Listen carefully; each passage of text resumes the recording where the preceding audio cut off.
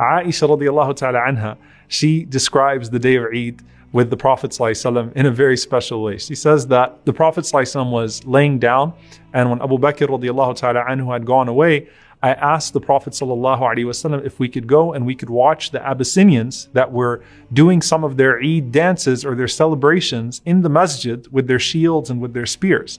They had their special war dances and their dances of celebration, of course, with modesty, nothing haram within them. And they particularly were doing so in the masjid at the time of Eid. So Aisha radiallahu anha said, can we go and watch them? So she says that the Prophet ﷺ said, let's go and watch them. And he sat in front of me, sallallahu alaihi wasallam, and I put my head on his shoulder. So I put my chin on his shoulder behind him, sallallahu alaihi wasallam, and my cheek was touching his cheek, sallallahu alaihi wasallam. And we were watching the Abyssinians doing their dances, and the Prophet ﷺ said, carry on. And he allowed them to go and to go and to go. And Aisha radiallahu anha sitting behind the Prophet ﷺ, leaning her chin on his shoulder with her cheek to his cheek, watching.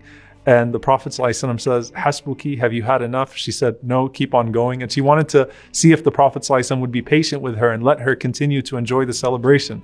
So some time went on and she was starting to get tired. The Prophet ﷺ said, is this enough yet? And she said, no. The Prophet ﷺ said, okay. And then finally she told the Prophet ﷺ, now I've had enough. So the Prophet ﷺ takes her home after witnessing the celebration of Eid.